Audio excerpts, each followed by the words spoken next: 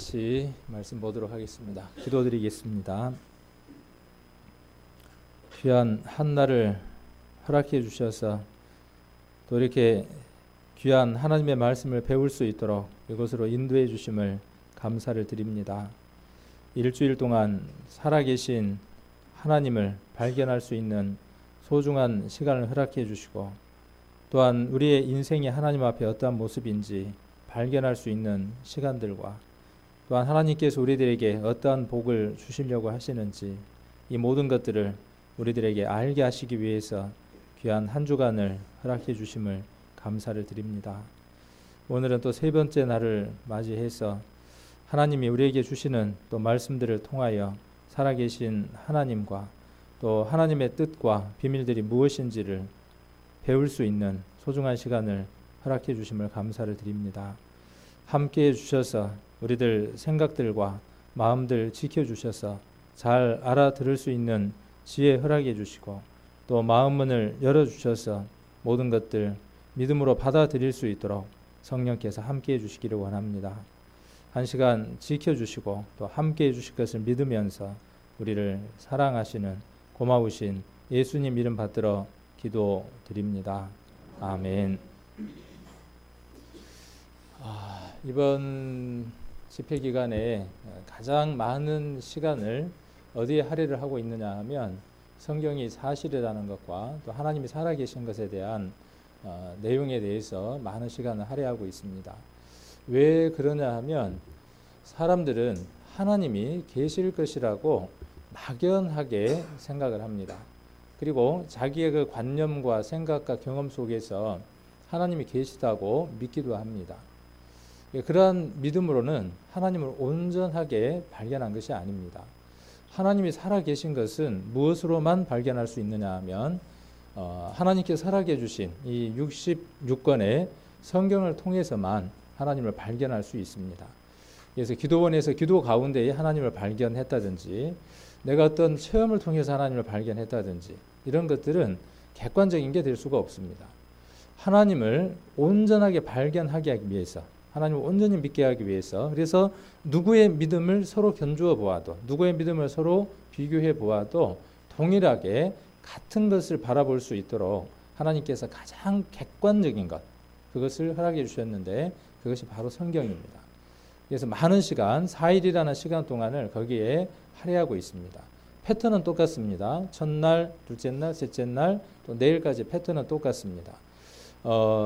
성경에 기록되어 있는 내용을 살펴보고 그 다음 우리가 살고 있는 이 세상 속에서 성경에 나와 있는 내용들이 정말로 이치상 따져보았을 때에 믿을 만한 근거가 있는가 없는가 하는 것을 두 개를 비교하는 방법으로 성경을 배우고 있습니다.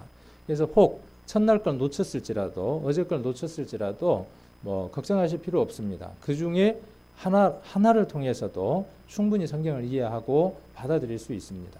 그래서 중요한 것은 정말 마음 가운데에 성경에 나와 있는 그 기록들이 믿을 만한 근거와 사실적인 것을 갖고 있는가.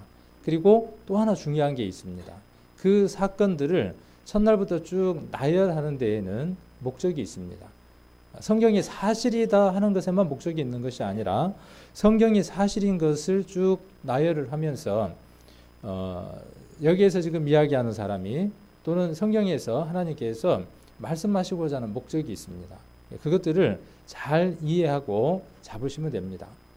그래서 첫날은 무엇에 대해서 우리가 살펴보았냐 하면 하나님이 모든 것을 다 창조하실 만한 능력이 있으신 분이다 하는 것을 첫날 살펴보았습니다. 그래서 보이는 것과 보이지 않는 세계를 만드셨고 보이는 이 세계를 만드신 것처럼 하나님께서는 보이지 않는 세계, 영원한 천국과 지옥을 만들어 두셨다는 것에 대해서 첫날 살펴보았고 어제는 뭘 살펴보았던가요? 사람에게는 만각곡선이 있어서 잘 잊어먹습니다. 그래서 어제 배운 것은 무엇에 대해서 한번 살펴봤느냐 하면 하나님이 모든 것을 왜 만드셨느냐 하면 사람 때문에 만드셨습니다.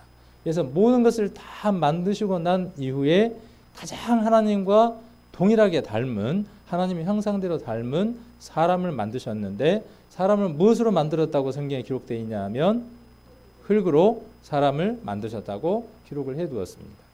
그래서 흙의 성분과 우리 사람의 성분을 비교해 보았더니 흙의 성분과 사람의 성분이 같다는 것이죠. 그래서 하나님이 흙으로 사람을 지었다는 것은 이치상으로 과학적으로도 의학적으로도 충분한 근거를 갖고 있다는 것을 어제 우리가 같이 살펴보는 시간을 가졌습니다. 그런데 그것보다 더 중요한 게 있습니다. 하나님이 사람을 흙으로 만드셨다는 것보다 더 중요한 사실이 어제 있었습니다. 그게 놀랍게도 무엇이냐 하면 우리가 누구 형상대로 만들어졌다는 것입니까? 하나님 형상대로 만들어져서 죽지 않고 영원히 살 수 있는 존재로 만들어졌는데, 그렇죠? 그런데 어떻게 됐다는 겁니까? 마귀의 꿰매에 빠져서 사람이 선악과를 먹음으로 영원한 세계 속에서 살 수 있는 우리 인생이 죽음을 맞이하게 됐다는 사건을 어제 살펴보았습니다.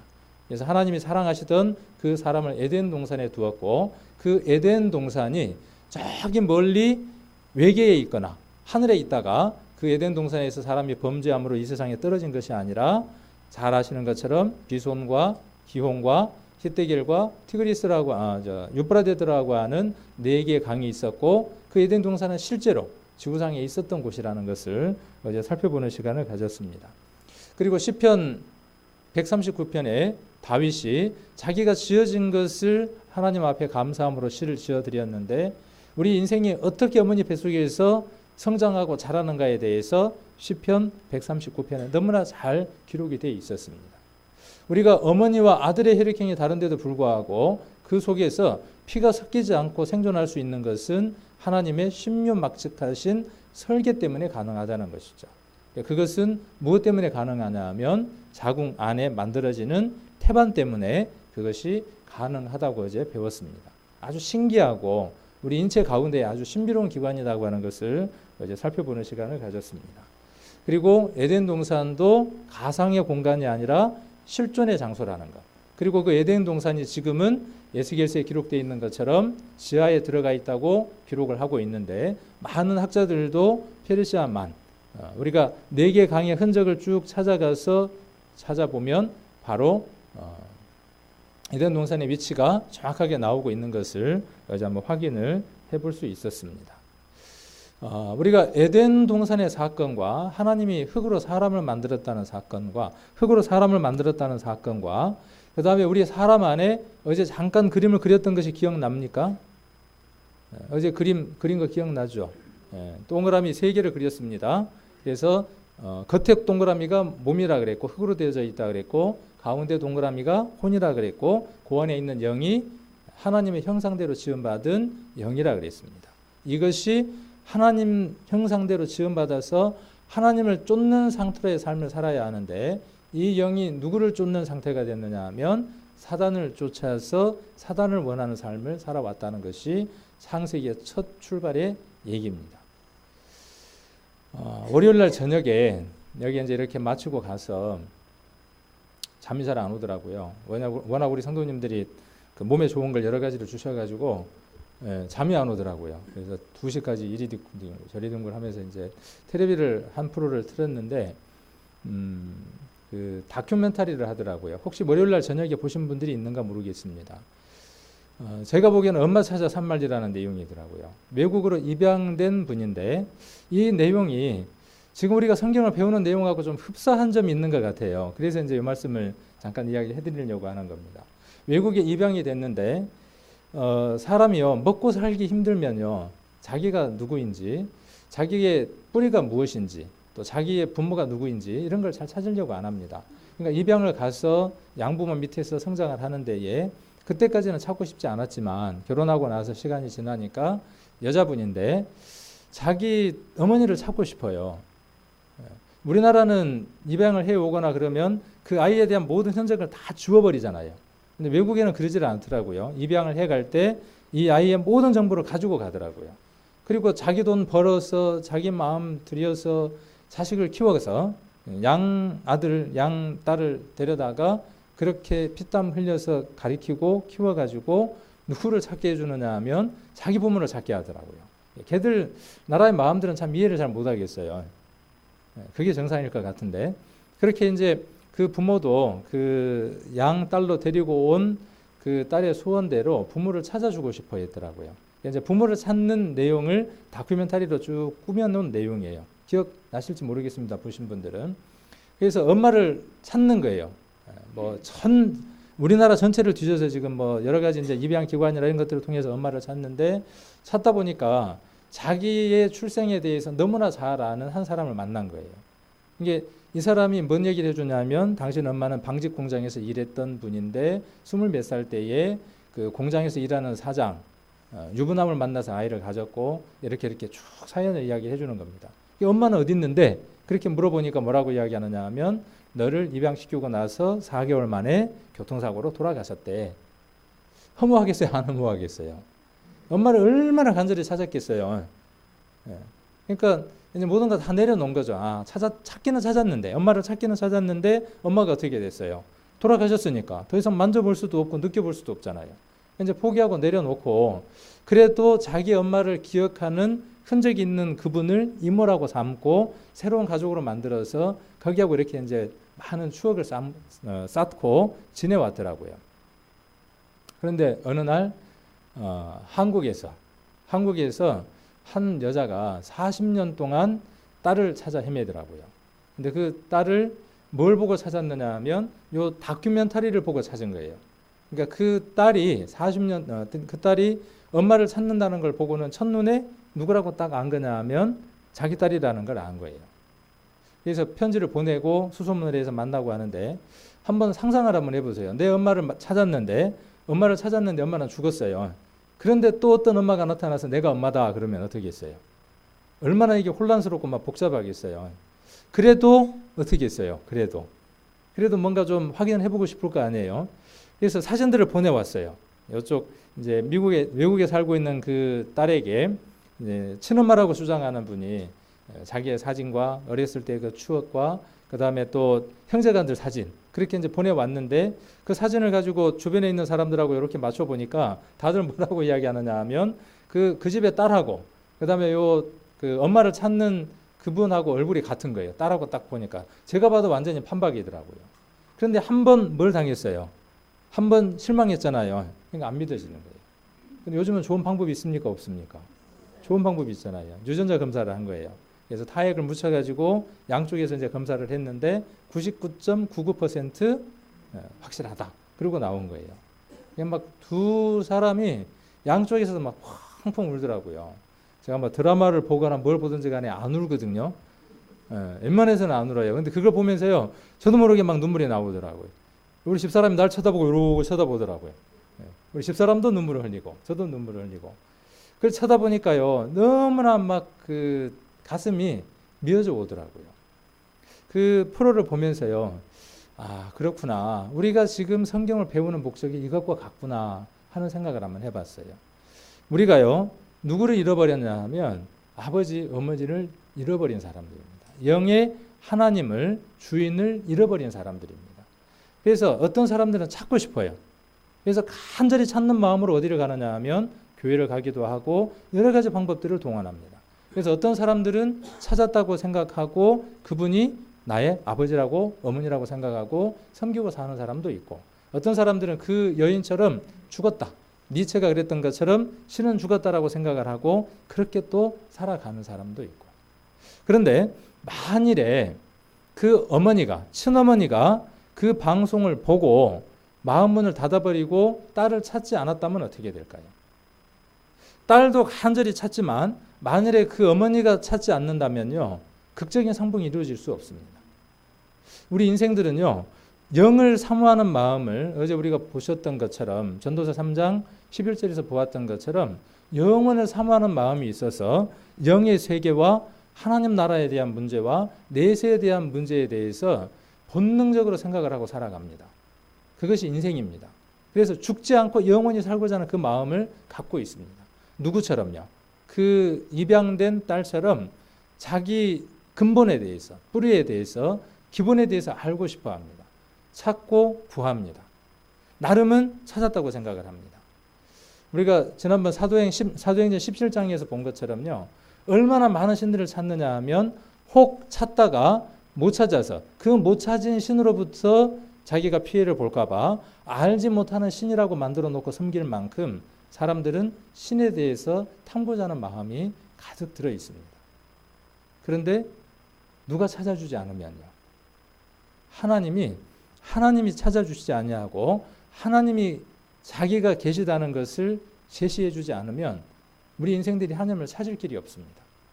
우리 지난번에 봤던 사도행전 17장을 같이 한번 보시겠습니다. 사도행전 17장 23절입니다.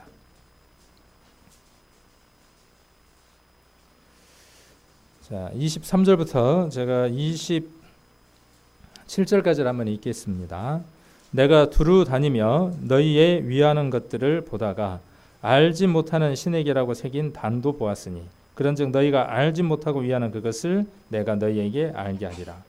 우주와 그 가운데 있는 만유를 지으신 신께서는 천지의 주제시니 손으로 지은 전에 계시지 아니하시고 또 무엇이 부족한 것처럼 사람의 손으로 섬김을 받으시는 것이 아니니 이는 만민에게 생명과 호흡과 만물을 친히 주시는 자이십니다. 이를 위해 모든 족속을 한 혈통으로 만드사 온 땅에 거하게 하시고 저희의 연대를 정하시며 거주의 경계를 하나셨으니 27절 이는 사람으로 하나님을 혹 더듬어 찾아 발견케 하려 하심이로되 그는 우리 각 사람에게서 멀리 떠나 계시지 아니하도다. 하나님은 멀리 떠나 계시지 아니하고 바로 우리들 마음문을 열고 조금만 찾으면 극적인 상봉을 이룰 수 있도록 하나님 우리 바로 곁에 계신다는 사실입니다. 우리가 찾고, 그렇죠? 우리가 찾기는 찾아야죠. 우리가 간절히 찾고 하나님 우리를 어떻게 해주시면요? 찾아주시면. 그리고 그 하나님이 자기가 하나님이라는 사실을 나열해 주시고 설명해 주시면 그러면 하나님을 만날 수 있습니다. 이번 기회는 그런 기회인 것 같아요. 그래서 첫날부터 쭉 무엇을 제시를 해드리느냐 하면 우리의 아버지가 누구인가를 알려드리는 겁니다. 우리의 원래 아버지가 누구인가를 성경을 통해서 알려드리고 그분의 능력과 그분이 소유하고 계신 것이 얼마나 많은 분인가 하는 것을 알려드리는 겁니다.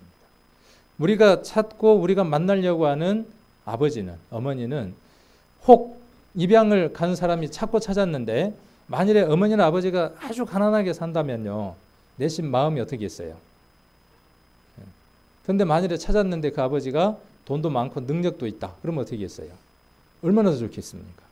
우리가 찾으려고 하고 우리가 만나려고 하는 그 하나님은요. 어마어마하게 우리가 상상할 수도 없는 큰 능력을 갖고 계신 분입니다. 그분이 원래 우리의 아버지입니다.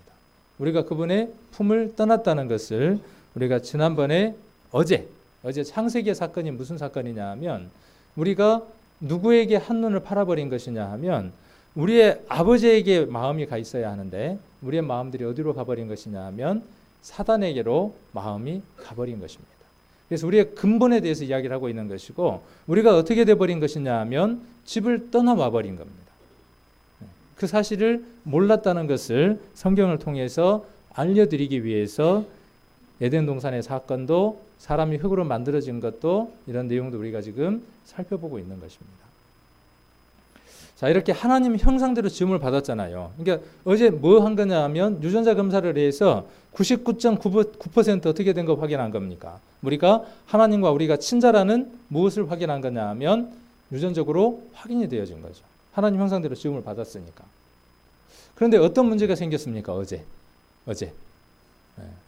뭔 문제가 생겨버렸죠. 인류에게 어떤 문제가 생겼냐 하면 하나님하고의 관계가 깨어져 버린 어마어마한 사건이 어제 있었습니다. 자, 그 사건 이후로 인생들이 어떻게 되어지느냐 하면 하나님을 떠나서 누구를 따랐느냐 하면 사단을 따라서 사단이 원하는 삶을 살다 보니까 인생들이 무엇을 범하느냐 하면 죄를 범하는 삶을 살게 됩니다. 하나님이 가장 싫어하시는 것이 무엇이냐 하면 죄를 가장 싫어합니다. 죄는 마치 무엇과도 같으냐 하면 내 사랑하는 아내가요. 그 드라마를 보는데 제가 아는 사람이 B네요. 남자 그 배우들 이름을 잘 모르는데 근데 텔레비를 이렇게 보는데 드라마를 보는데 최고가 좋은 남자가 드라마에 나오는데 보니까는 이렇게 막 식스팩도 있고 막 근육도 있고 막 좋아요. 이렇게 등 쪽으로 탁 하니까 뒤에도 막 그 뭐라 그래요? 막 생기고 그래요. 그걸 쳐다보면서 우리 집사람이 침을 지 흘리고 이렇게 있어요. 그러지는 않는데 우리 집사람이 만일에 그렇다 그러면 우리 집사람이 침을 지 흘리고 있다 그러면 제가 어떻게 하겠어요? 이놈의 옆에 내가 시방. 그럼 반대로 제가 뭐 이쁜 여자 배우가 누가 있습니까? 누가 있다고 칩시다. 그 여자가 나와서 노래를 부르거나 뭐 춤을 추면서 막 펄럭펄럭 했었는데 보일라 말라 했었는 걸 쳐다보면서 막 침을 흘리고 지지하고 제가 또 쳐다보고 있어요. 그러면 우리 집사람이 저를 쳐다보고 뭐라 그러겠어요? 차마 힘으로 밀리니까 뭐라고 못 오고 속으로는 이놈이 그럴 거 아니에요. 겉으로는 못하지만은. 자, 부부 사이에 있어서 가장 큰 허물과 죄는 무엇이냐면요, 마음과 생각과 뜻이 누구에게로 벗어나 있는 것이냐 하면 상대에게서 벗어나서 다른 상대에게 가 있는 것이 가장 큰 허물이고 죄입니다. 성경의 창세기 사건은 그 사건을 이야기를 합니다. 조금 시간이 가지만 이야기를 좀 하고 넘어가는 게 좋을 것 같아요. 하나님은 사람을 왜 창조하셨을까요? 뭐 다 목적이 있을 거 아닙니까? 지구를, 우주를, 모든 것을 다 창조하신 목적은 사람으로 거하기 위해서 만드셨고, 사람을 만드신 목적은 어디에 있을까요? 하나님이 사람을 만드신 목적은요, 하나님의 사랑의 짝으로서 사람을 만들었습니다. 그 사랑의 짝인 사람에게 그 사랑을 확인받을 수 있는 방법은 무엇이냐 하면 자유의지가 있어야 하고 선택을 할 수 있어야만 그 사랑은 진정한 사랑입니다. 여기 무인도에 남자하고 여자 둘이만 딱 떨어졌어요. 그리고 더 이상 인류가 없습니다. 남자 여자 둘만 딱 삽니다. 이 상태에서 사랑이라는 말이 존재해요, 안 해요? 이 상태에서는요, 사랑이라는 말이 성립할 수도 있지만 성립하지 않을 수도 있어요. 그러나 여기에 다른 남자나 다른 여자가 있어서 선택을 할 수 있어야 무엇이 성립되느냐 하면 사랑하느냐 마느냐가 성립이 됩니다.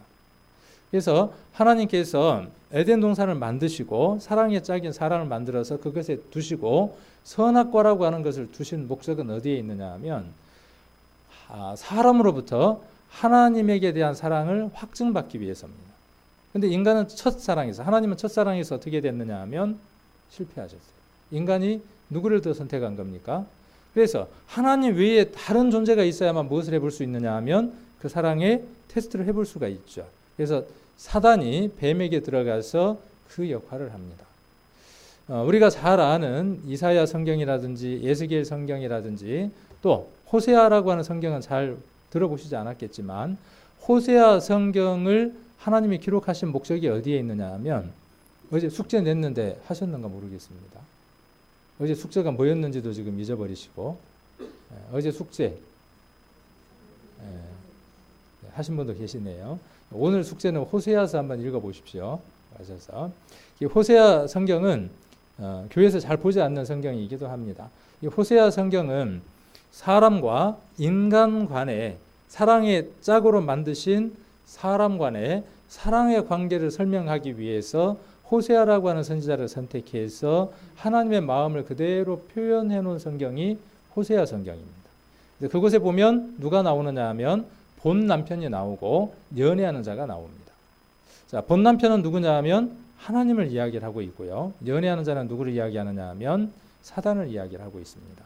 그래서 우리 인생들은요, 하나님이라고 하는 본 남편을 섬겨야 하는데 누구를 따라가고 있느냐 하면 사단인 연애하는 자를 따라가고 있습니다.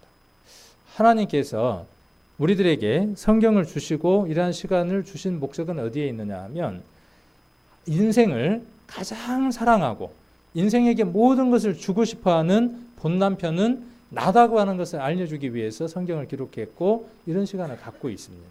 그래서 예수님이 하나님이 신랑이 되고 구원받은 성도와 하나님의 사랑을 깨달은 성도가 신부가 되어져서 7년 동안 무엇을 하느냐 하면 혼인잔치를 합니다.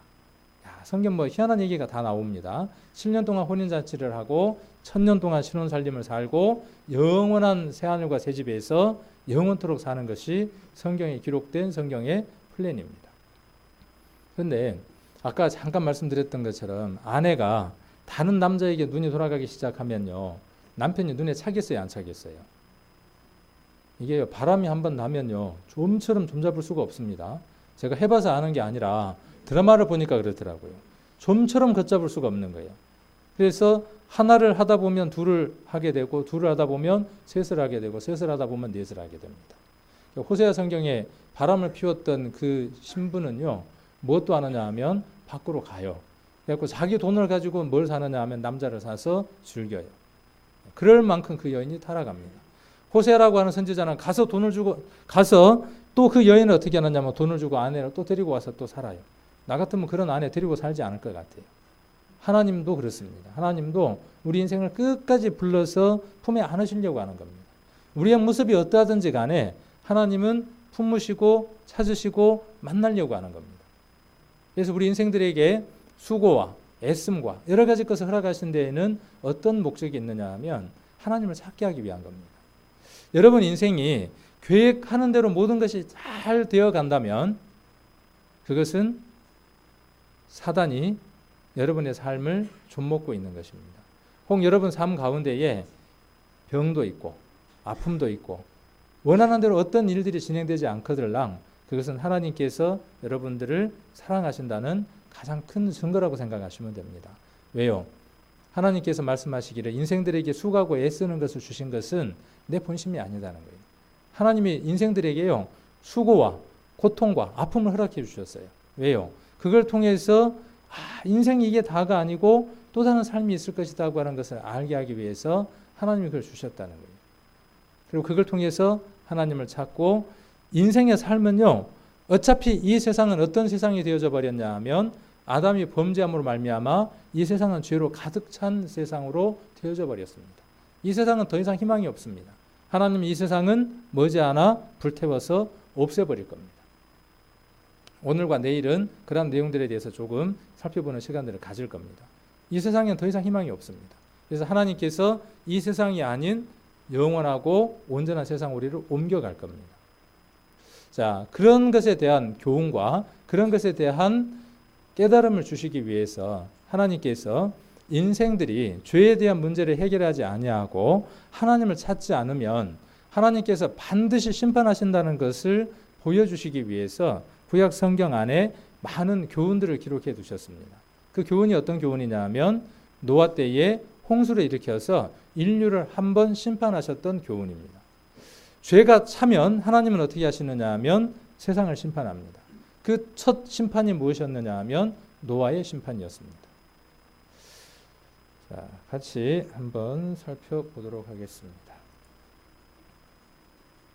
성경 누가복음 17장을 한번 보겠습니다. 누가복음 17장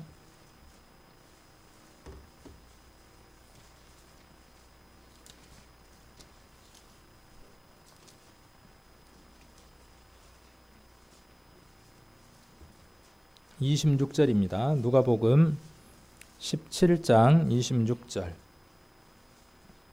얼른 못 찾으시면 여기 적어놨으니까 보셔도 됩니다. 노아의 때에 된 것과 같이 누가복음 17장 26절. 노아의 때에 된 것과 같이 인자의 때에도 그래하리라. 노아가 방주에 들어가던 날까지 사람들이 먹고 마시고 장가들고 시집가더니 홍수가 나서 저희를 다 멸하였으며 또 롯의 때와 같으리니 사람들이 먹고 마시고 사고 팔고 집을 짓더니 롯이 소돔에서 나가던 날에 하늘로서 불과 유황이 비오듯 하여 저희를 멸하였느니라. 인자에 나타나는 날에도 이러하리라. 인자는 누구를 이야기하느냐 하면 예수님을 이야기를 합니다. 예수님이 이 세상에 오셨고 33년의 반의 삶을 살다가 가셨습니다. 그리고 예수님께서는 무엇이라고 말씀하셨냐 하면 다시 오신다고 말씀하셨습니다. 그분이 다시 오신다고 말씀하신 것을 영어로는 뭐라고 이야기하느냐 하면 랩처라고 이야기를 하고 한문으로는 휴거라고 이야기를 합니다. 순 우리말로는 들림이라고 이야기를 합니다. 이 세상에 구원받은 그리스도인들이 예수 그리스도께서 공중에 오시게 될 때에 그 공중 들림 때 구원받은 성도들, 살아있는 성도들은 썩지 않는 몸으로 바로 변화되어져서 구름 속으로 끌려 올려서 예수님을 맞이하게 되고, 구원받고 죽은 성도들은 성경에 잔다고 표현하고 있습니다. 그래서 그리스도 안에서 죽은 자들은 잔다고 표현되어져 있는데 그 자는 자들이 주님이 공중에 오실 때에 그 죽음 잠자는 가운데에서 깨어나서 썩지 않는 몸으로 부활되어지고, 그러면 영은 어디 가 있었을까요? 영은 어디에 가 있느냐 하면 낙원에 가 있게 되죠. 구원받지 못하고 죽은 사람의 영은 음부라고 하는 곳으로 가 있게 되고, 구원받고 죽은 사람은 영은 어디에 가게 되느냐 하면 낙원에 가 있게 됩니다. 육신은 어떻게 되어 있을까요? 육신은 말씀대로 흙으로 말미암았기 때문에 흙으로 돌아가겠죠. 바다에 빠져 죽었든 물고기가 뜯어먹었든 불에 탔든 어떻게 됐든지 간에 부활 때에는, 첫 부활입니다. 이 첫 부활 때에는 어떤 사람이 부활하느냐 하면 그 영이 낙원에 가 있는 사람이 부활되어집니다. 부활되어져서 누구를 만나러 가느냐 하면 몸이 흙으로 돌아갔던 그 몸이 썩지 않는 몸으로 변화되어져서 예수님을 만나러 가는 겁니다. 자, 아까 누가복음 찾았으니까 조금 뒤로 더 봅니다. 자, 34절입니다. 누가복음 17장 34절. 내가 너희에게 이르노니 그 밤에 두 남자가 한 자리에 누워 있음에 하나는 데려감을 당하고 하나는 버려둠을 당할 것이요. 두 여자가 함께 매를 갈고 있음에 하나는 데려감을 당하고 하나는 버려둠을 당할 것이니라. 예수님 뭘 말씀을 하시느냐 하면 지금 자기가 다시 올 것이다. 인자가 올 때에 어떠한 일이 있을 것이라고 이야기를 하느냐 하면 이러한 일이 있을 것이다. 자, 두 사람이 뭘 하고 있습니까? 두 남자가 한 자리에 누워서 뭐 하고 있습니까? 밤이죠. 잠자고 있는 거죠. 한 사람은 데려감을 당했어요. 한 사람은 버려둠을 당했어요. 자, 한쪽은 뭘 하고 있습니까? 매를 갈고 있어요. 자, 이것은 무슨 내용이냐면요. 예수님이 오시는 이 사건은 어느 한 지역에서의 사건이 아니라 지구 전역에서 일어나는 사건이라는 것을 이곳에서 우리가 힌트를 얻어볼 수 있습니다. 한쪽은 남자를 대변해서 이야기를 하고 있고 밤이라는 시점을 이야기하고 있고요. 한쪽은 낮입니다. 뭐라고 있느냐 하면 여자가 매를 갈고 있습니다. 지구는 둥그니까, 그렇죠? 이게 밤낮이 반대쪽과 반대쪽이 밤낮이 다르잖아요. 그러니까 지구상에 동시에 일어날 일에 대해서 이야기를 하고 있습니다. 자, 이 얘기가 믿어집니까? 그러면 제가 성경에 없는 얘기를 하고 있는 겁니까? 성경에 분명히 기록된 얘기를 지금 하고 있습니다.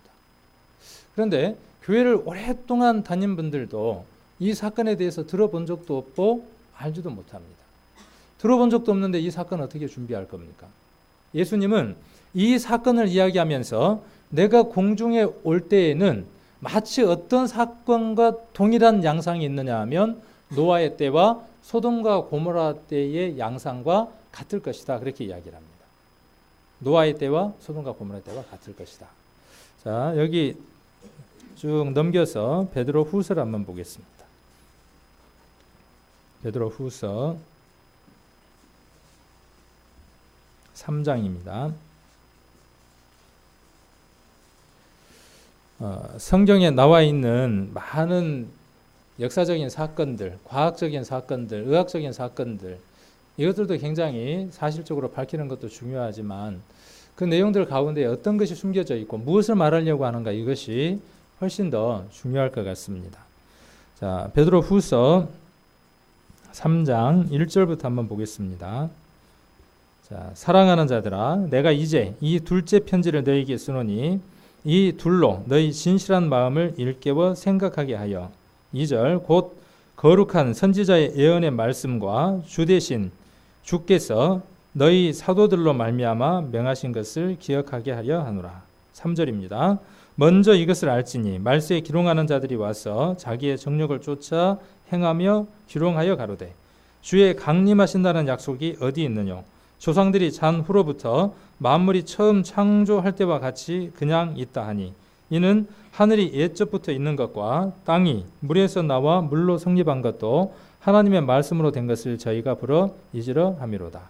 이로 말미암아 그때 세상은 물의 넘침으로 멸망하였을 때 이제 하늘과 땅은 그 동일한 말씀으로 불사르기 위하여 간수하신 바 되어 경건치 아니한 사람들의 심판과 멸망의 날까지 보존하여 두신 것이라.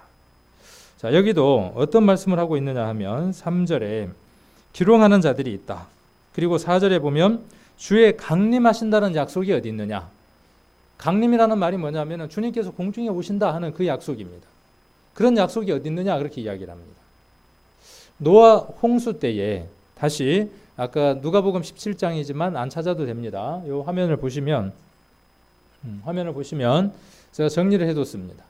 주의 강림하신다는 약속, 주님은 반드시 오실 것이다. 그리고 주님이 오시고 난 이후에 이 세상은 어떻게 되어질 것이라고 베드로후서에서는 이야기를 하고 있느냐 하면 불태워서 이 세상을 없애버릴 것이다.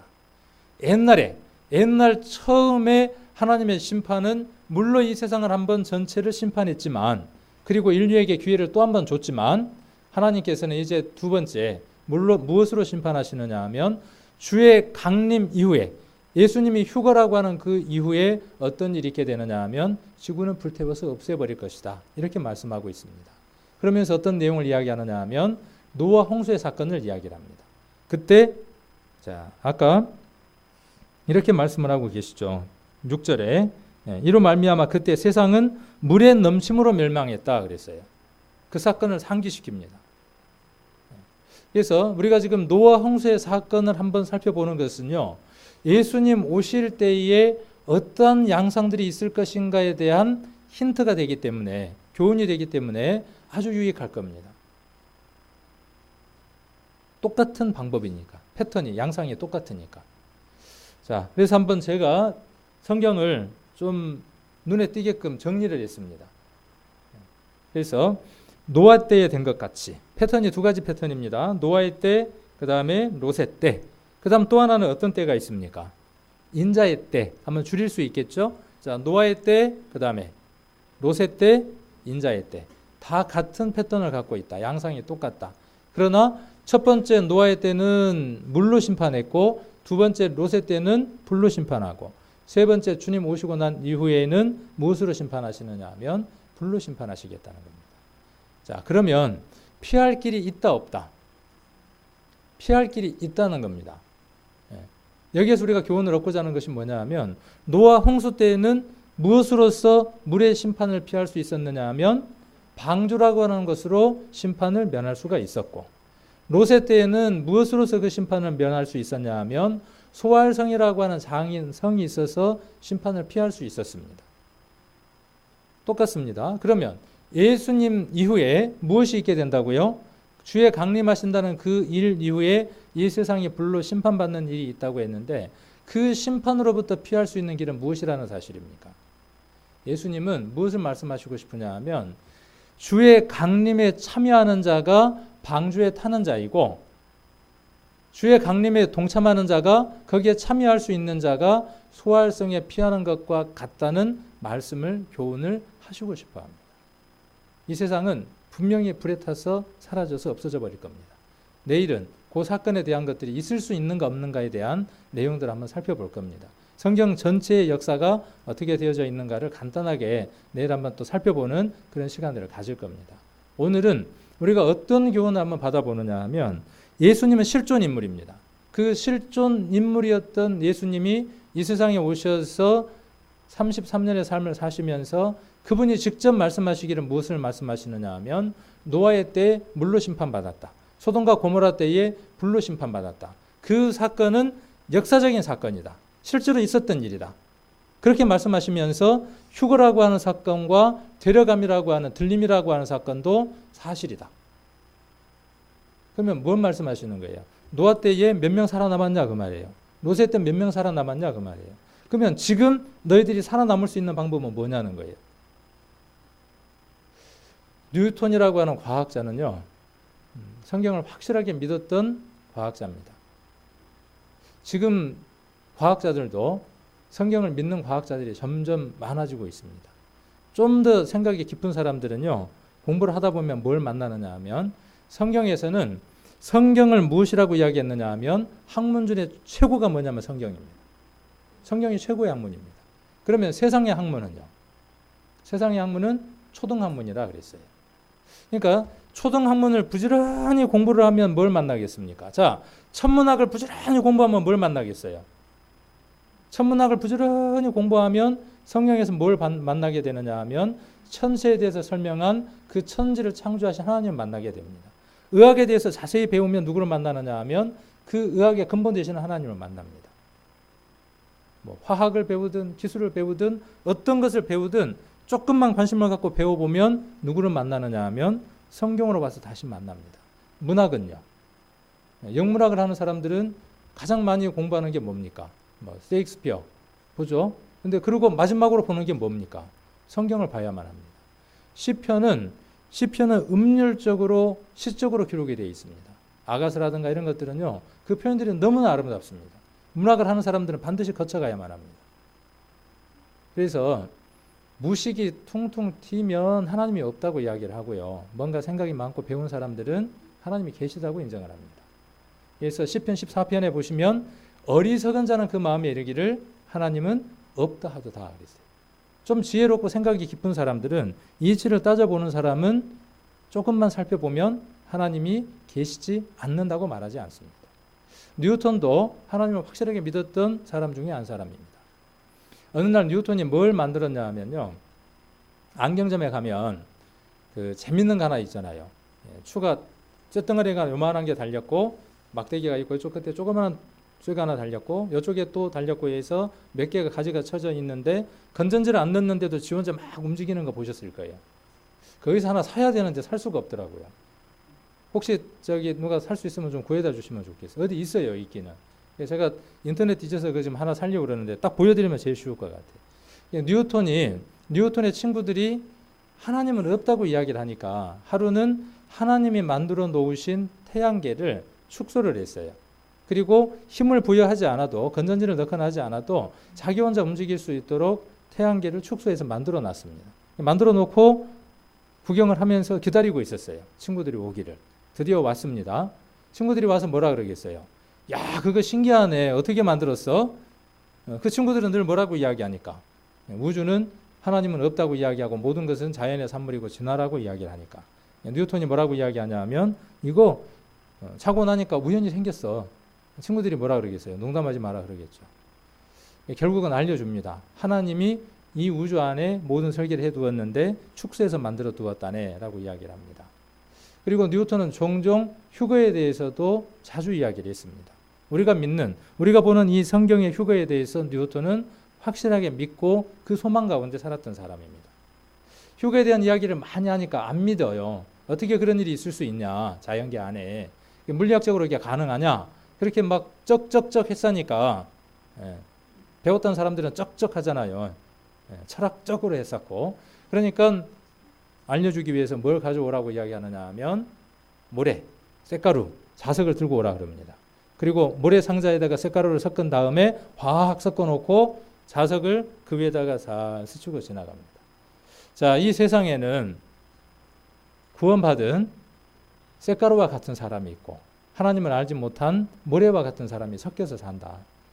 우리 육신의 눈에는 전혀 분별이 안 되지만 마지막 주님이 오시면 이 자석 같은 강한 힘이 있게 되면 쇳가루는 붙고 모래는 남는 것이다. 이렇게 설명을 했습니다. 휴거라는 사건은요. 가상의 얘기가 아닙니다.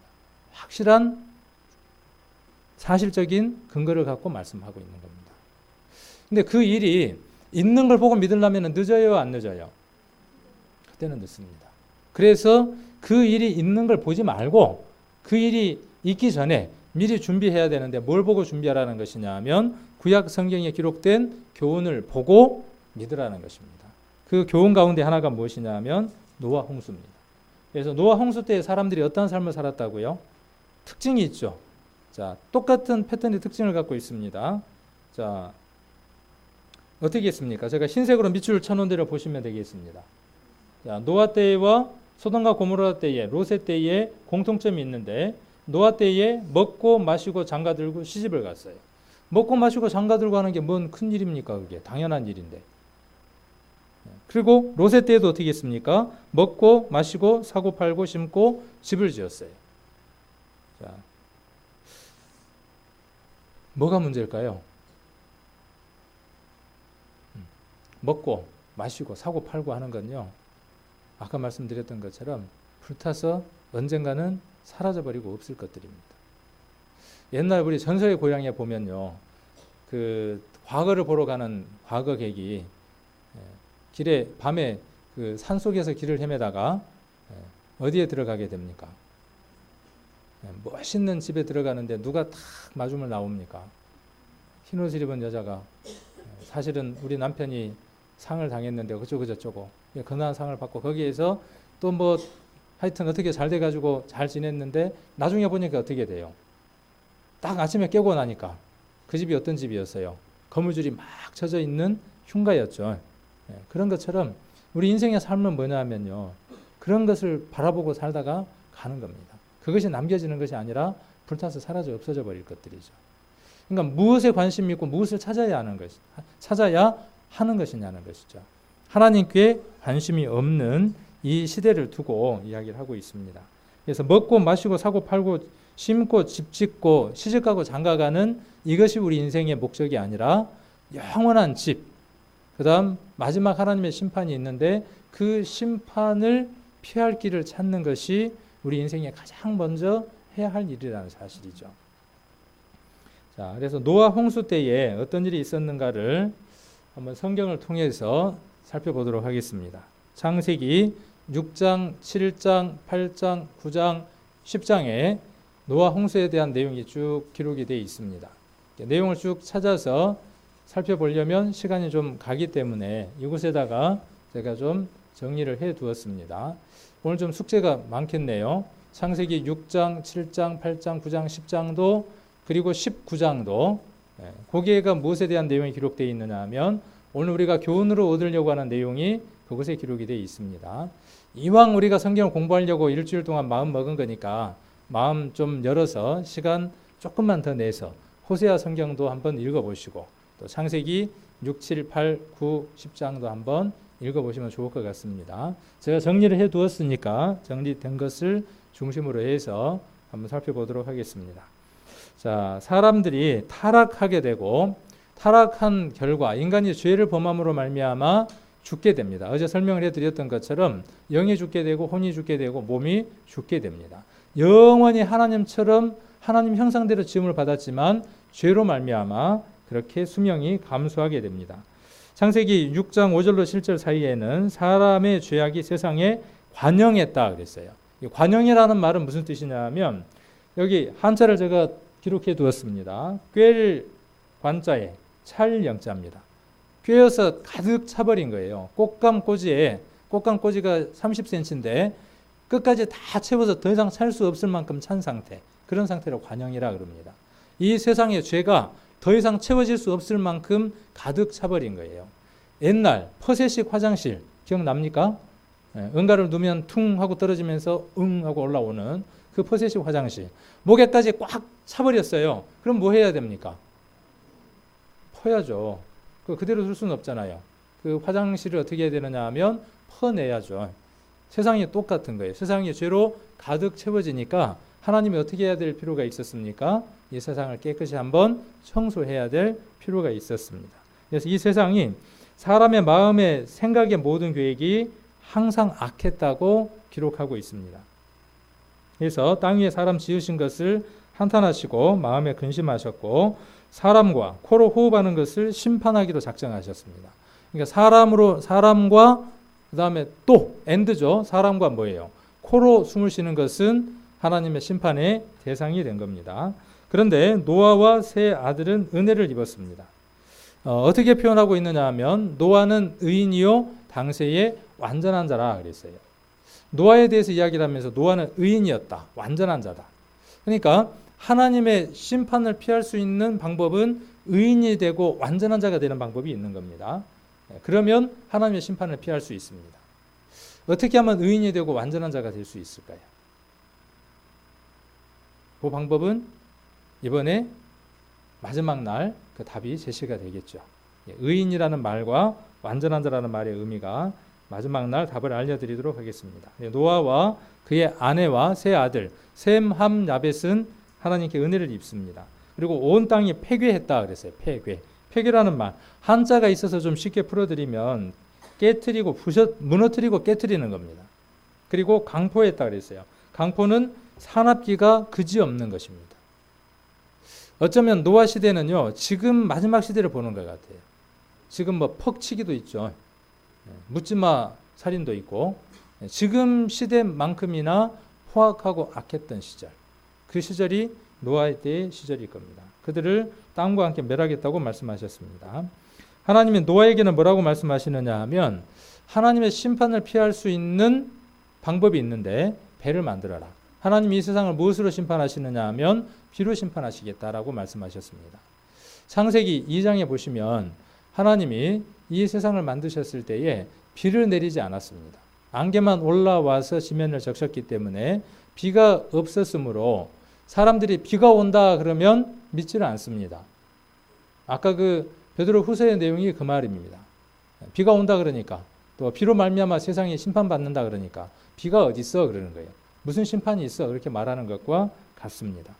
그러나 노아는 그 사실을 고스란히 믿었고 노아는 그 비를 피할 수 있도록 하나님이 말씀해 주신 대로 배를 준비하는데 그 배를 만드는 재료는 뭐냐 하면 잣나무로 만들고 그 다음에 안팎을 역청으로 칠해야 하고 장이 그 배의 길이가 300규빗, 광이 50규빗, 고가 30규빗인 배를 만들라고 이야기를 합니다.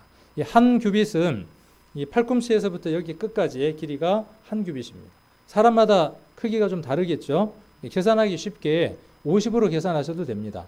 나머지 뭐 오차는 대충 계산하면 되니까. 그러면 300이면 몇 미터짜리가 되겠어요? 300.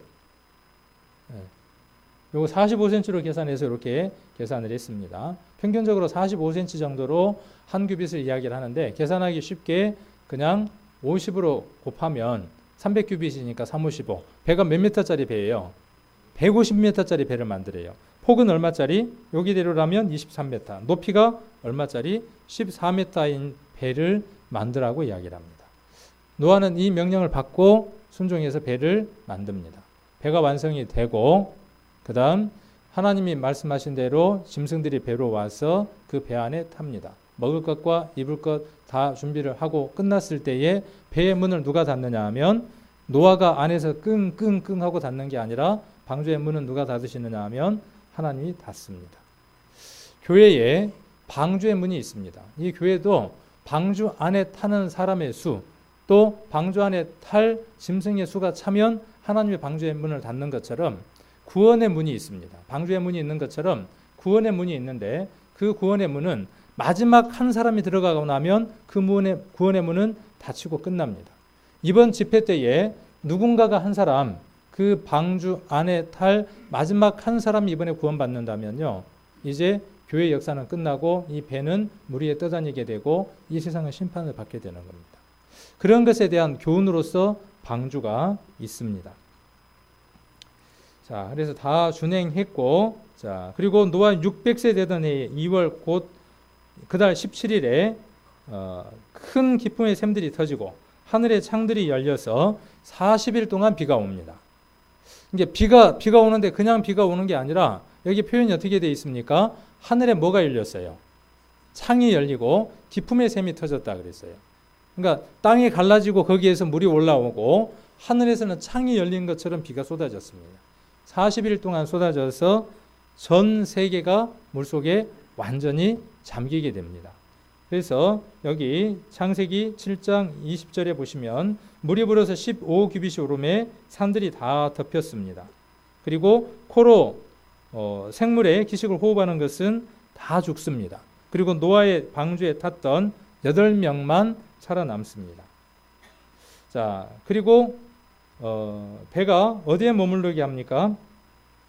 자, 여기 기쁨의 샘과 하늘의 창이 막히고 하늘에서 비가 그치고 물이 땅에서 물러가고 점점 물러가서 150일 후에 감하고 7월 9일 그달 17일에 방주가 어디에 머무르느냐 하면 아라랏산에 머물렀다고 이야기를 합니다. 그러니까 물이 완전히 지구를 덮어버려서 그렇게 찬 상태로 있다가 바람을 불어서 하나님이 그 물들을 감하게 하신 이후에 배가 어디에 머물렀다고 이야기하느냐 하면 아라랏산에 머물렀다고 이야기를 합니다.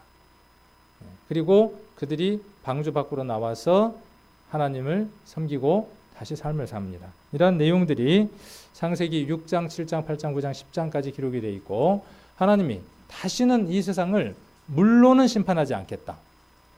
그러나 뭘로는 심판합니까? 불로는. 그러니까 뭘 두고 언약을 세우느냐 하면 무지개를 두고 언약을 세웁니다. 무지개를 보면 무엇을 알아야 하느냐 하면 하나님이 이 세상을 물로 한번 심판하신 것과 주님이 다시 오신다는 그 약속과 이 세상이 불로 심판할 것에 대한 교훈을 무지개를 통해서 얻어야 하겠죠.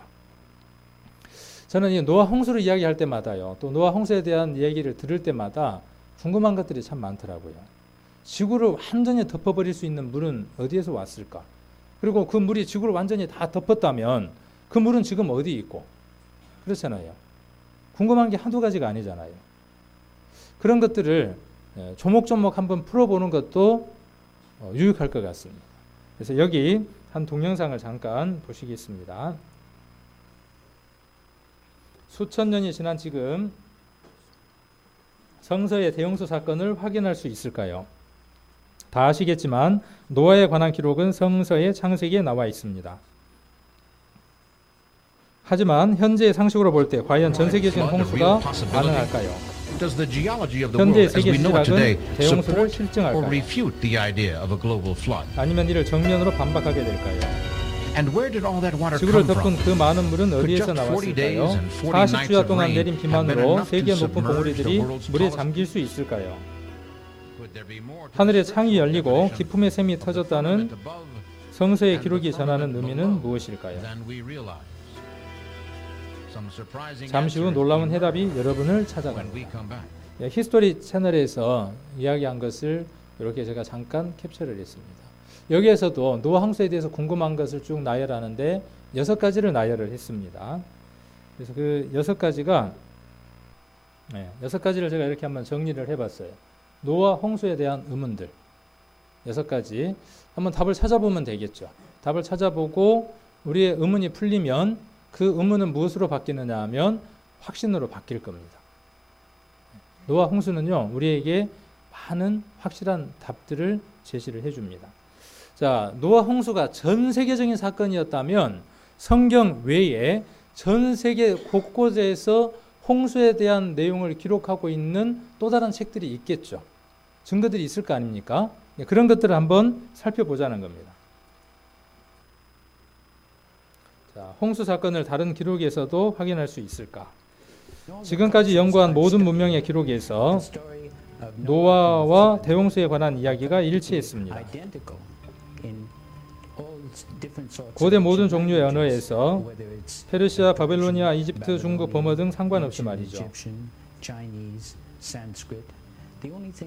다른 게 있다면 노아의 이름뿐입니다.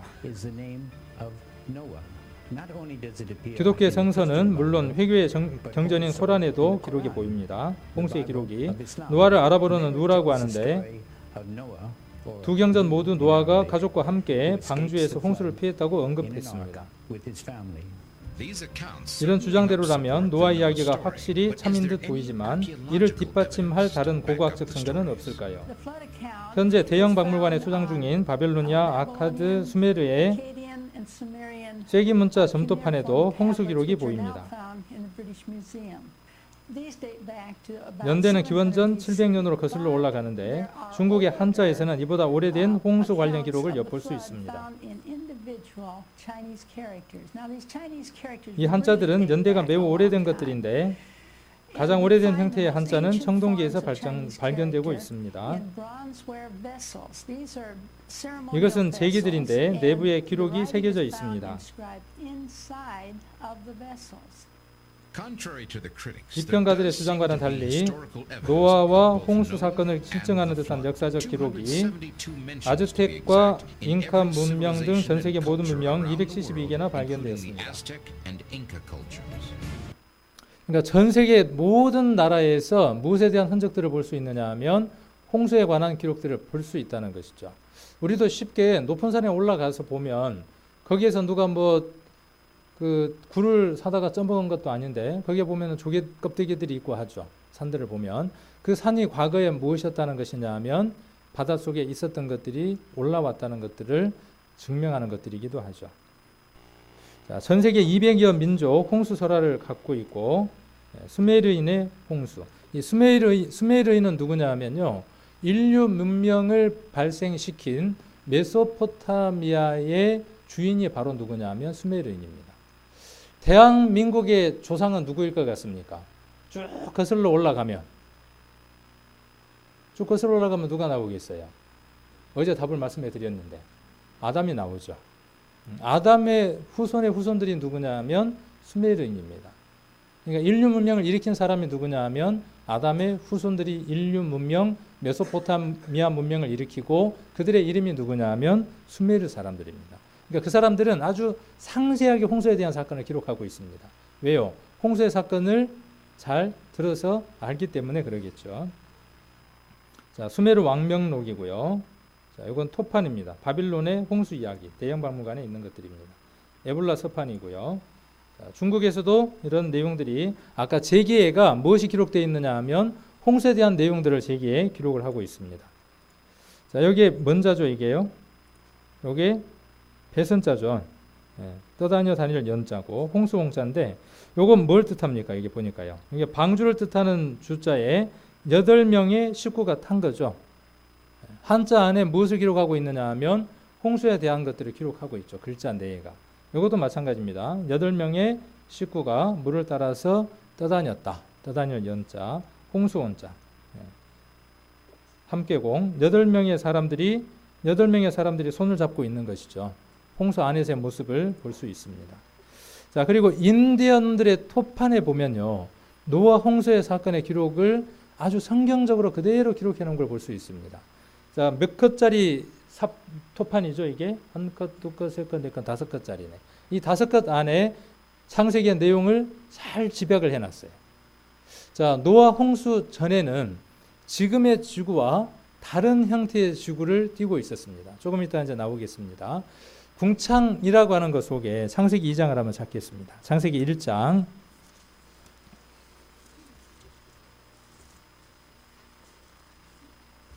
창세기 1장 6절입니다. 창세기 1장 6절.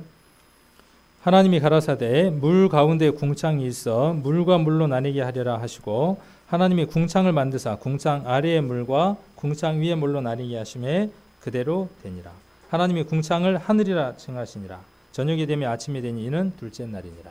하나님이 궁창이라고 하는 것을 만들고 궁창을 하늘이라고 이름을 지었고 궁창 위의 물과 궁창 아래의 물로 나누었습니다. 지금은 궁창에 물이 있죠. 수증기라고 하는 수증기층이 있고 그런데 지금은 궁창 위에 물이 없습니다. 대기권 위에 밖에 뭐가 없느냐 하면 또 다른 물층이 없습니다. 근데 성경은 뭐라고 이야기하고 있느냐 하면 또 다른 물층이 있었다. 그리고 그 물층이 아까 노아 홍수 때 어떻게 되느냐 하면 지구사고로 전부 다 창이 열리면서 쏟아지게 됩니다. 궁창 위에 물이 있게 되면요. 지구의 태양의 모습이 어떻게 보일 것 같아요?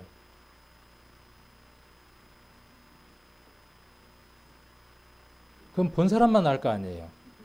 그렇죠? 요 토판에가 그대로 묘사가 되어 있습니다. 저기 보면 태양이 있죠. 홍수가 나기 전에 태양의 모습입니다. 이렇게 짝짝 해놓은 게 태양이에요. 넉비공처럼 되어져 있죠. 궁창 위에 물이 있게 되면 태양은 둥근 공처럼 보여질 수가 없습니다. 그래서 넉비공처럼 인디언들이 그림을 그려놨어요. 창세기 1장에 있는 내용을 그대로 표현을 하고 있습니다. 홍수가 와서 물에 떠다니기 시작을 하죠. 며칠 동안 홍수가 있었다는 것을 세 번째 컷에서 이야기를 하느냐 하면 40일 동안 있었습니다. 칸수 얼른 씌워보세요. 밑으로 몇 줄, 옆으로 몇 칸. 세보시면 되겠죠. 40주와 그려놨습니다. 자, 그리고 나서 비가 끝나고 배가 아라라산에 머물러서 내려와서 사는데 태양을 어떻게 그려놨습니까? 방주가 머물렀고 방주에서 나오죠. 이제 태양이 어떻게 그려져 있어요? 동그랗게 그려놨죠. 그냥 우연히 그려놓은 그림들이 아니에요. 성경도 그렇게 말하고 있고 이렇게 이야기를 하고 있습니다. 성경에만 이런 내용을 기록하고 있는 게 아니라 그리고 뭘 두고 언약을 세웠습니까? 무지개를 두고 언약을 세웠고 네 번째 컷에 보니까는 하나님께 찬양을 드리고 있죠. 이렇게 만세를 살았다고. 자, 여러 곳에 그런 내용들이 기록이 되어 있습니다. 그리고 현재 상식으로 볼 때 그렇게 지구를 완전히 덮어버릴 수 있는 물이 생길 수 있느냐 하는 문제죠. 현재 상식으로 볼 때 과연 전 세계적인 홍수가 가능하냐 그 말입니다. 그래서 아까 창세기 1장 6절에 기록하고 있는 것처럼 궁창 위에 지금에 없는 물층이 그 위에 있었다고 이야기를 하고 있습니다. 2장 5절에도 여호와 하나님이 땅에 비를 내리지 않았다 그랬어요. 6장에 가서 노아 홍수 위에 비가 내리게 되고 그래서 초목이 경작할 사람도 없었으므로 들에는 초목이 아직 없었고 밭에는 채소가 나지 아니었고 안개만 땅에서 올라왔다 그랬어요. 그래서 사람이 몇 살까지 살 수 있는 환경을 조성하느냐 하면 900살 이상, 천수를 할 수 있는 환경을 조성을 합니다. 비닐하우스는요, 어떤 생명체가 빨리 자라고 잘 자랄 수 있는 환경을 만들어주죠. 지구가 마치 무엇을 씌워놓은 것과 같으냐 하면 비닐하우스를 입혀놓은 것과 같습니다. 태양에서 오는 열들이 밖으로 나가지 못하고 보호가 되어져서 습기도 적당하고 사람이 살기에 적합한 온도가 됩니다. 그래서 사람이 몇 살까지 살 수 있었냐 하면 창세기 5장 25절에 보니까 969세까지 살고 죽었다 그랬어요. 사람이 어떻게 이렇게 오랫동안 살 수 있냐 그 말이에요. 성경은 무엇 때문에 이것이 가능했다고 이야기하느냐 하면 그 물층 때문에 가능했다고 이야기를 합니다. 그래서 어떻게 만들어져 있느냐 하면 지구 위에 지금 저기 궁창이 있었고 궁창 위에 이 바깥쪽에 무엇이 있느냐 하면 이렇게 푸른색으로 되어져 있는 물층이 있어서 지구로 오는 유해한 것들을 막아줄 수 있었죠. 우리가 첫날 배웠던 것처럼 자기장으로 돼 있어서 태양으로부터 오는 것들도 막아주지만 물층이 있게 되면 어떤 현상이 있겠어요? 지구가 열들을 빼앗기지 않기 때문에 온화하게 보호해주는 역할을 하겠죠. 남극과 북극 온도 차이 있겠어요? 없겠어요? 비닐하우스 온도 차이가 거의 없죠. 그런 것처럼 지구는 온도 차이가 없습니다. 자, 그럼 그런 흔적들을 지구에서 찾아볼 수 있을까요? 없을까요? 만일에 이것이 성경에 나와 있는 이것이 역사적으로도 그렇고 모든 것으로 보아서 사실이라면 적도지방과 극지방과 여러 곳에 따뜻한 기후에서 살았던 흔적들이 극지방에 나타난다면 성경이 이렇게 말하는 것이 사실이라고 하는 확증을 얻을 수가 있겠죠. 그래서 시베리아 동토 속에서요, 뭐가 발견되느냐 하면 맘모스가 발견됩니다. 코끼리의 조상이라고 알려져 있는 맘모스가 어디에서 발견되고 있느냐 하면 시베리아 동토에서 발견됩니다. 한 마리도 아니고요, 수만 마리가 한꺼번에 발견되기도 합니다. 일본에서 그것을 상아를 가져다가 만들어서 팔기도 하기도 합니다. 자, 이런 것들은 무엇을 확증하는 것이냐 하면 성경이 사실이라는 것을 확증해 줍니다. 궁창위에 대한 내용들을 이야기를 하고 있고요. 그래서 노아가 600세 되는 해에 어떻게 되느냐 하면 이 궁창위의 물이 어디로 쏟아지느냐 하면 지구상으로 다 쏟아지게 되고 그 다음에 지각이 벌어지면서 물이 위로 올라오게 됩니다.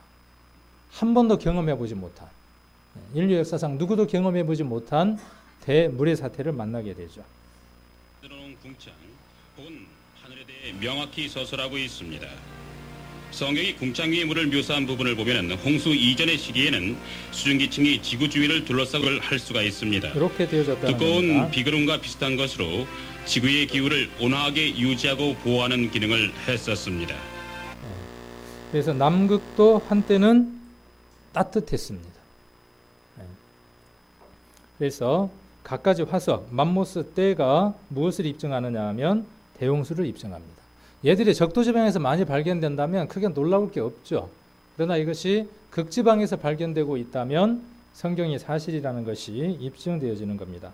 500만 마리 한꺼번에 땅속에 파묻혀 있답니다. 얘들이 소풍 나왔다가 한꺼번에 파묻혔겠습니까? 이것은 홍수가 일어나서 물들이 급작스럽게 몰려옴으로 말미암아 한꺼번에 쓸려서 퇴적물에 의해서 쌓여서 그곳에 추위가 오게 되고 빙하기가 오면서 궁창 위의 물이 쏟아지면서 어떻게 되느냐 하면 지구는 기온의 변화가 급격하게 일어나게 되죠. 그래서 거기에서 얼려져서 지금까지 발견되고 있습니다. 다른 가설로는 설명 안 됩니다. 이것은요. 어떤 것으로도요. 그리고 이렇게 동토의 땅에서 뭐가 발견되고 있느냐 하면 맘모스가 발견이 되고 있습니다. 이것은 지구가 온화한 지역이었다는 것, 전역이. 그리고 인간의 수명이 몇 살이 가능했냐 하면 900살이 가능했다라고 이야기를 합니다. 그래서 노아 홍수 전에 하늘에 물층이 있었고 그 물층이 여기서 보시는 것처럼 유해한 것들을 완전히 다 막아줍니다. 이렇게 돼 있고 지금 지구는 어떻게 됩니까? 사람이 70년, 80년밖에 살 수 없도록 유해한 것들이 지구 속으로 쏟아져 들어와서 늙고 병들게 된 겁니다. 그러나 물층이 있으면 수명은 길어지는 겁니다. 아담 아브라함은 930세, 무드셀라는 969세, 노아가 950세를 살았고 셈이 600세, 아들부터 나이가 팍 줄어듭니다. 그리고 아브라함은 175세, 모세는 120세, 다윗은 70세로 나이가 줄어드는 것은 급격한 물이 사라졌다는 것을 이야기해 주고 있습니다. 자, 그 다음에 현대의 세계 지질학은 대홍수를 실증할까? 여기 미국 국방부 산하 연구소가 그 해답을 찾은 건 아닐까요? 지구에서는 17가지의 독특한 특징이 발견되는데 대홍수의 결과로 이를 설명할 수 있습니다.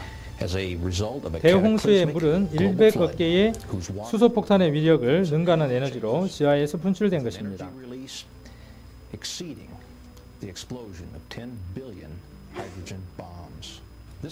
주요 산맥이 급속히 형성된 것도 같은 논리로 설명할 수 있습니다. 또한 석탄과 유전을 비롯해 급격한 대륙 이동, 해저에 많은 해구와 협곡, 화산이 있는 이유도 무엇으로만 설명이 가능하냐 하면 대홍수 외로는 설명이 되어지지 않는다라고 이야기를 하고 있습니다. 자, 그 다음 지구를 덮은 물은 어디로 갔을까요? 안 궁금한가요? 그 많은 물이 온 것은 궁금증이 해결이 됐는데 지구를 다 덮었던 물은 지금 어디에 가 있을까요? 그것에 대한 답도 성경은 풀어줄 수 있어야 하겠죠. 한번 같이 살펴보겠습니다. 자, 지구를 덮은 물은 어디로 갔는가? 자, 시편 104편 4절에 보시니까 자, 옷으로 덮은 같이 땅을 바다로 덮으심에 물들이 산들 위에 섰더니 주의 견책을 인하여 도망하며 주의 우레소리를 인하여 빨리 가서 주의 정하신 처소에 이르고 산은 오르고 골짜기는 내려갔다고 이야기를 하고 있습니다. 자, 아까 창세기 한번 찾아보겠습니다. 8장을 한번 찾겠습니다. 창세기 8장. 성경은요, 마치 퍼즐과도 같습니다. 그래서 한 퍼즐을 놓으면 그 퍼즐 옆에 맞출 수 있는 또 다른 퍼즐들이 있습니다. 그래서 그 퍼즐들을 가져다가 맞추면 하나의 그림이 그려지도록 성경은 되어져 있습니다. 그래서 홍수가 났고, 그 다음에 방주가 아라라산에 머물렀고, 그 다음에 방주가 머무를 수 있도록 8장 1절을 보시면 하나님이 노아와 그와 함께한 방주에 있는 모든 들짐승과 유축을 건념하사 바람으로 땅 위에 불게 하심에 물이 감하였고, 바람으로 하나님이 물을 어떻게 하셨다는 것이죠? 물을 해결하셨다라고 이야기를 합니다. 자, 그리고 이 바람은 자, 여러 가지 성경들을 통해서 다시 한 번 더 확인을 해볼 수 있을 겁니다. 자, 그래서 주의 정하신 처소에 이르렀고 물들이 산은 오르고 골짜기는 내려갔습니다. 산은 오르고 골짜기는 내려갔다는 것은 무엇을 이야기하느냐 하면 지각 변동이 있었던 것을 이야기를 합니다. 그래서 우리가 학교에서 배웠던 것처럼 양쪽으로 밀어 제끼면 어떻게 돼요? 밑으로 내려가기도 하고 밀려 올라가기도 하죠. 그렇게 해서 산맥이 형성되기도 하고 해구가 형성이 되기도 합니다. 하나님은 그러한 방법으로 지구를 완전히 덮었던 물을 해결하셨다고 시편에 지금 말씀하고 계십니다. 8장 1절 아까 봤죠. 또 욥기 37장도 한번 찾겠습니다. 욥기 37장 9절.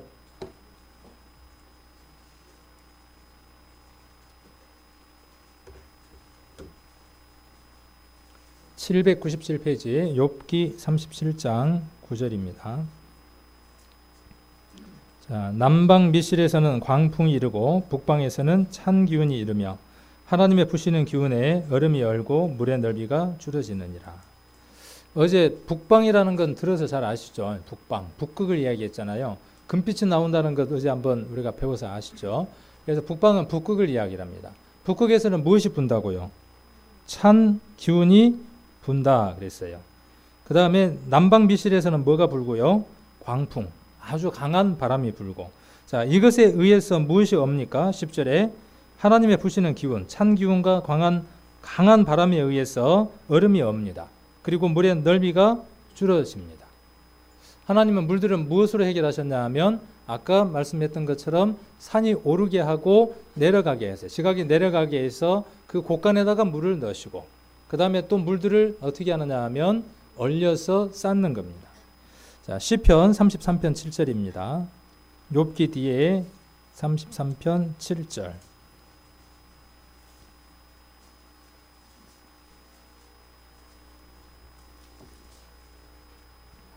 7절, 33편 7절입니다. 저가 바닷물을 모아 무더기같이 쌓으시며 깊은 물을 곳간에 두시도다. 그러니까 곳간이라고 하는 건 뭐냐면 해저입니다. 해저, 해구. 해저들이 쭉 연결되어 있죠. 산맥들이 쭉 연결되어 있는 것처럼 바닷속에도 이렇게 깊게 파여져 있는 그 계곡들이 끊임없이 펼쳐져 있습니다. 그것을 곳간이라고 표현을 했습니다. 쌓아서 남극과 북극에다가 얼려서 쌓아놓고 깊이 파서 그 곳간 안에다가 물을 가두어 두었다고 말씀하셨습니다. 그래서 지구를 완전히 덮었던 그 물에 대한 행방에 대해서 성경은 정확하게 표현을 하고 있습니다. 만일 남극과 북극의 물이 녹으면 어떻게 될까요? 많은 사람들은 뭐라고 이야기하냐면 국회의사당이 잠길 정도의 물이 된다고 합니다. 남극과 북극의 물만 녹아도 지구를 덮을 정도의 물이 되는 겁니다. 자, 그래서 여기 우리가 잘 아는 것처럼 적도를 중심으로 해서 여러 가지 바람들이 부는 것들을 우리가 학교 다닐 때 배웠을 겁니다. 이런 내용들에 대해서 성경이 지금 이야기를 하는 겁니다. 바람으로 땅 위에 불게 하심에 물이 가마였다고 이야기를 하고 있죠. 그래서 남쪽 쪽으로 북쪽으로 그 물들을 얼려서 얼음으로 쌓아서 보관을 해 두었습니다. 자, 요게 뭐냐면요. 요게 물입니다, 지금. 여기가 물이고 이쪽은 땅입니다. 물인데 여기 지금 이렇게 색깔이 진하게 되어 있는 게 뭐냐면요. 곳간이에요. 여기보다 여기가 바다가 훨씬 깊은데 아주 깊은 바다는 몇 미터짜리가 있냐 하면 바다가 몇 미터짜리가 있을까요? 제일 깊은 바다는. 세상에서 가장 높은 산 몇 미터? 한 8,000m 정도 되겠죠. 세상에서 가장 깊은 바다는 몇 미터가 될 것 같아요? 자, 여기 보니까 몇 미터라고 이야기하느냐 하면 태평양 마리아나 해구의 경우 11,034m 정도랍니다. 그러니까 높은 산을 싹 깎아다가 여기다 갖다 집어넣으면 물이 어떻게 되겠습니까? 다시 지구를 온전히 덮어버리게 되겠죠. 이 세상을 한번 심판했던 물은 지구 전역에 이러한 기묘한 방법들로 하나님이 다 해결해 놓으셨습니다. 어떤 것도 우리가 궁금해하는 그 어떤 것들도 성경은 충분하게 이렇게 답들을 주고 있습니다. 얼음이 이렇게 얼려져 있고요. 그리고 이런 조산 조륙 운동들을 이용을 해서 물들을 다 해결을 하셨습니다.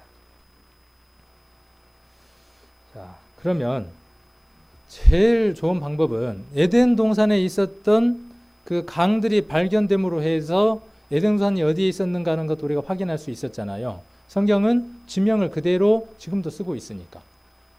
성경에 배가 어디에 머물렀다고 이야기를 했습니까? 아라랏산에. 그러면 배가 어디에서 발견되면 좀 시원하겠어요? 배가 거기서 발견이 되거나 그러면 좀 시원할 거 아니에요. 우리가 바람대로 방주가 어디에서 발견되고 있느냐 하면 아라랏산에서 발견이 되고 있죠. 자, 노아의 방주는 어디 있으며 그 모양은 어떠한가? 노아의 방주의 모양. 자, 여기가 어디냐 하면 성경에 기록되어 있는 이름과 같은 아라랏산이라는 산이 있습니다. 터키와 이란과 이쪽 국경선에 있는 그곳에 아라랏산이 있습니다. 확대를 한번 해보면 아라랏산이라고 되어 있는데 높이가 5,165m. 늘 얼음으로 덮여져 있는 산입니다. 자, 여기 신문회가 노아의 방주 터키 아라랏산에서 찾았다. 구약 성서에 나오는 것과 모양 크기가 같다. 여기 지금 나와 있는 걸 작으니까 확대를 한번 해보면 미국 국제탐험단이 발견한 배 모양의 형태는 대략 길이 136m에 폭이 24m이며 이는 성서에 나오는 길이 300규빗, 폭 50규빗과 비슷하다는 것. 성경에 나와 있는 배와 같은 크기의 배가 어디에서 지금 발견됐다고 신문에서 이야기를 하느냐 하면 아라랏산에서. 그것도 어디냐 하면 터키죠. 아까 우리가 봤던 그 지명과 같은 터키, 이곳에서 배가 발견됐다고 이야기를 하고 있습니다.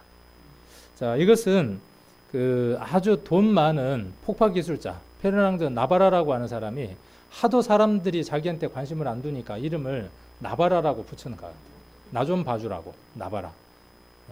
그리고 아라랏산은 교회 다니는 사람들이 꼭 잊어버리면 안 되는 산이에요. 정말 중요한 산이거든요. 모르면 안 되는 산이라 그래서 아라랏산이에요. 잘 알아라. 그래서 아라랏산. 안 잊어버리겠죠. 아라랏산. 요 아라랏산에 방주 조각을 잘라갖고 내려온 사람의 이름은 자기를 봐달라고 나바라라고 하는 사람이네요. 자, 방주를 자기 아들하고 같이 산에 올라가서 아라랏산에 올라가서 그 방주의 조각을 잘라가지고 내려와서 그 방주 조각을 여러 연구소에 보내서 이 방주 조각이 얼마 정도 오래된 나무인지 이런 걸 조사를 해봤습니다. 해봤더니 방주 조각에가 무엇이 칠이되어 있느냐 하면 역청이 칠이되어 있고요. 그리고 나무는 잣나무로 되어 있고 6,000년 이상 된 나무라는 판정을 받았다고 합니다. 그러니까 이 배는 노아 때에 만들어진 배인 것이 분명하다는 겁니다. 이러한 자료들은요 수없이 많습니다. 우리가 자주 보는 MBC 자주 보시죠. 공영방송 아니구나 지상파라 그러네 요즘은. 그 방송 가운데 MBC에서 이 내용에 대해서 한번 방영을 했습니다.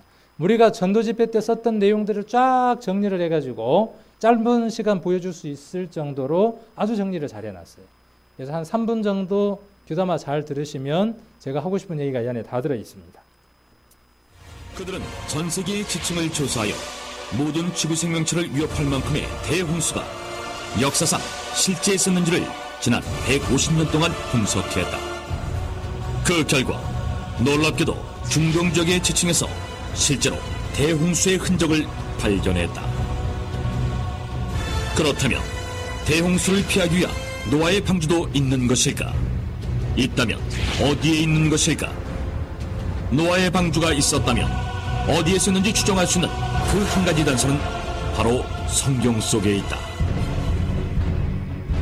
성경의 창세기 8장 4절에는 그리하여 7째 달 11의 날에 방주가 아라랏산 위에 내려앉았다라고 되어 있는데, 즉 노아의 방주가 아라랏산에 있다고 그 장소를 말하고 있는 것이다.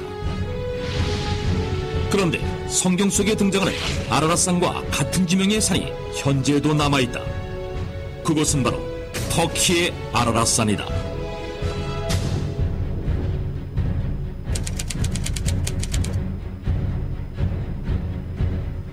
터키의 아라랏산은 그 지방말로 쿠이누라고 불리기도 했는데, 이는 노아의 산이라는 뜻이며 오랫동안 신성시 되어 온 곳인데다가 현재 이곳 동네 이름들은 지난 수천 년간 노아와 노아의 자손들의 이름을 사용하고 있다고 한다. 뿐만 아니라 이 아라랏산에는 바다에서만 볼 수 있는 어패류의 화석과 소금 등 대홍수가 있었음을 증명하는 흔적들이 발견되기도 했다. 게다가 1829년 독일 물리학자 프레드리 페롯 교수가 아라랏산 근처의 한 성당을 방문했는데, 그곳에서 노아의 방주에서 떨어진 나무로 만들었다는 십자가를 발견했다는 기록이 남아있기도 하다. 그 후 성야곱 수도원을 방문한 그는 그곳에서 노아의 방주에서 나온 호소와 유물들을 봤다고 주장했다. 그런데 1916년 러시아 공군인 블라디미르 로스코비카 중위가 이곳 아라랏산에서 빙하 속에 묻힌 방주를 드디어 발견했다는 것이다. 그 후 러시아의 왕제 니콜라이 2세가 보낸 탐험대가 방주를 탐사했고, 방주를 찍은 사진과 함께 보고서를 제출했으나 러시아 제국이 볼시비키 혁명으로 무너지면서 보고서와 사진은 결국 사라지고 말았다고 한다. 안타깝게도 노아의 방주 실체를 확인해줄 자료가 없어지고 만 것이다. 그런데 놀라운 일이 벌어진다. 1955년 노아의 방주를 찾아 아라랏산을 찾아온 프랑스의 폭파 전문가인 페르낭 나바라와 그의 아들 라파엘이 산정상의 빙하 속에서 방주의 파편으로 여겨지는 나무 조각을 발견한 것이다. 그들의 발견 과정은 고스란히 실제 영상으로 남겨져 공개됐는데, 이렇게 되자 그들이 발견한 것이 실제 노아의 방주 파편인지에 대한 여부에 관심이 모아졌다. 그리고 얼마 후 발견된 나무 조각의 생성년대를 분석했는데 놀랍게도 약 5,000년 전의 것으로 밝혀졌다. 이것은 노아의 방주가 만들어졌을 것으로 추정되는 시기와 일치하는 것이었다. 그 후 터키의 아라랏산은 세계적인 주목을 받는다. 수많은 탐사대원들이 아라랏산을 찾게 되었으며 1974년에는 지구자원 탐사기술 위성인 ERTS가 아라랏산 정상 부근에서 노아의 방주로 추정되는 물체를 위성사진으로 전송해서 전 세계적으로 화제가 되기도 했다. 노아 홍수의 사건은 가상에 착하게 살고 가난한 사람들 돕고 열심히 교회에서 11조 잘하면 천국 갈 수 있다, 이런 내용을 이야기하기 위해서 성경에서 만들어낸 얘기가 아니라 꾸며낸 얘기, 선하게 살고 착하게 살면 천국 갈 수 있다라는 그 교훈을 주기 위해서 노아 홍수의 사건을 기록한 것이 아니라, 오늘 예수님 말씀하시기를 이 노아 홍수의 사건은 예수님이 다시 오실 것이니까 다시 오실 예수님을 준비하지 않으면 이 세상이 불탈 때에 그 불타는 심판을 피할 수 없다는 교훈을 주시기 위해서 노아 홍수의 사건이 사실이라는 것을 오늘 우리가 한번 살펴본 것입니다. 노아 홍수의 사건이 사실이면요, 예수님이 다시 오신다고 했던, 뉴턴이 그렇게 증명했던 그 휴거의 사건, 들림의 사건, 전 세계적인 이 사건은 분명히 일어날 일입니다. 이것을 준비하지 않는 자는 방주 안에 타지 않는 모습과 같은 것입니다. 교회를 다니느냐, 어느 교회를 다니느냐, 어떻게 교회를 다니느냐, 그것보다 더 중요한 것은 무엇이냐 하면 이 성경에 나와 있는 말씀들을 통해서 예수님이 다시 오실 것을 준비하고 믿음 가운데 사는 것을 하나님이 기뻐하신다는 것입니다. 후에 남겨져 있는 롯의 때와 인자의 때는 내일 우리가 같이 또 살펴보는 시간을 갖도록 하겠습니다. 같이 기도드리겠습니다. 하나님 아버지, 저희들에게 귀한 시간을 주심을 감사를 드립니다. 하나님께서 처음 사람 아담을 만들었지만 그 아담이 하나님께 사랑을 확증하지 못하고 사단을 따름으로 말미암아 이 세상에 죄가 들어오고, 죄가 들어온 그 죄가 다시 죄를 낳아서 이 세상의 죄가 관영함으로 말미암아 하나님의 심판을 받을 수밖에 없었던 사건을 오늘 살펴보게 됩니다. 그러나 노아는 하나님과의 관계를 가졌고 의인이었고 당세의 완전한 자여서 방주에 탈 수 있어 그 심판을 면했던 것처럼 오늘 예수님께서 우리에게 이 노아 홍수의 사건을 교훈하시며 이 인류는 머지않아 곧 불타서 사라져 없어져 버릴 것이지만 예수라고 하는 그 방주 안에 타기만 하면 영원한 삶을 얻고 하나님 나라에 갈 수 있다는 비밀들을, 답들을 오늘 저희들에게 알려주신 것을 감사를 드립니다. 내일 더 말씀을 들을 수 있도록 인도해 주시고 마치는 또 토요일까지 온전하게 말씀들을 들을 수 있도록 인도해 주셔서 하나님께서 저희들에게 주시고자 하는 영원한 생명, 영생의 복을 얻을 수 있도록 은혜 베풀어 주시기를 원합니다. 돌아가는 발걸음 지켜주시고 또 도착지까지 안착할 수 있도록 주님 발걸음 지켜주시기를 원하며 우리를 사랑하시는 고마우신 예수님 이름 받들어 기도드립니다. 아멘. 수고하셨습니다.